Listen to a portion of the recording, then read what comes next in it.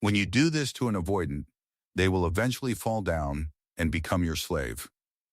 When you hear a title like this, when you do this to an avoidant, they will eventually fall down and become your slave. It sounds powerful, dramatic, almost like you've discovered a secret psychological weapon. But here's the truth most people don't want to hear. You can't dominate an avoidant into devotion. You can't force emotional submission out of someone whose core survival strategy is distance. And the moment you try to control them, chase them, or outplay them, you've already lost. The real shift happens when you stop trying to overpower them and start removing the one thing they rely on most: your emotional pursuit. Avoidant individuals are wired around autonomy. Their nervous system associates closeness with pressure. The more you demand reassurance, clarity, labels, or emotional intensity, the more their subconscious interprets you as a threat to their independence. That's when they withdraw, detach, go cold, or even disappear. But here's what shakes them to their core.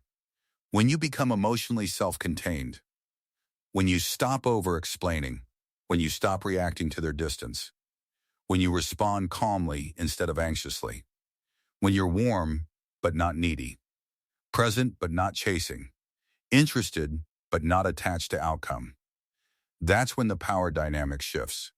Not because you're manipulating them, but because you're no longer feeding the pattern that kept them comfortable. Avoidants unconsciously expect pursuit. They expect you to panic when they pull away. They expect you to prove your love harder when they go silent. And when you don't, when you respect their space without punishment, when you build your own life, your own focus, your own emotional stability, that creates something they don't know how to handle: uncertainty. And uncertainty activates attachment. Avoidants are drawn to what feels safe, but intrigued by what feels slightly out of reach. When you become grounded, when your validation isn't easily accessible, when your attention is no longer guaranteed, they start leaning in, they start checking in more, they start initiating, they start testing whether you're still available. Not because they want to become your slave, but because humans value what feels scarce and secure at the same time. The paradox is this: the more independent you become, the more emotionally regulated you become, the more attractive you become to someone who fears enmeshment. But here's the deeper layer. This isn't about making them fall. It's about transforming yourself so completely that their old coping strategies stop working on you. When you stop overgiving, when you set boundaries calmly, when you don't reward hot and cold behavior with extra affection, when you don't chase breadcrumbs, you quietly train the dynamic. You show them that closeness with you requires consistency, that love with you requires effort. And avoidance, despite what people think, do crave connection. They just fear losing themselves inside it. When they realize you won't engulf them, won't suffocate them, won't beg for scraps, but you also won't tolerate emotional neglect, something clicks. They feel safer. And safety is what allows them to soften.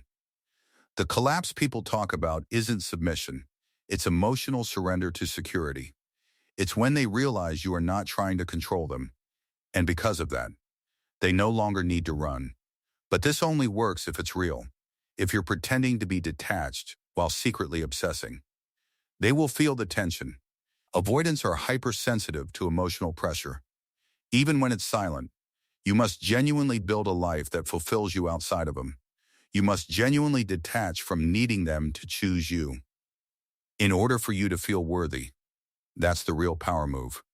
Because the moment you no longer fear losing them, you stop acting from scarcity. And that confidence, that grounded energy, that emotional sovereignty, that's what makes them lean forward. Ironically, the fastest way to lose an avoidant is to try to dominate them. The fastest way to attract them is to master yourself. So if you're looking for control, you're approaching this wrong. But if you're willing to become secure, calm, and emotionally sovereign, you'll notice something interesting. The chasing dynamic reverses. The hot and cold start stabilizing. And sometimes, yes, they become more attentive, more invested, more afraid of losing you than you ever were of losing them. Not because you broke them, but because you stopped breaking yourself to keep them. And that shift, that quiet, confident withdrawal of overinvestment, is what changes everything.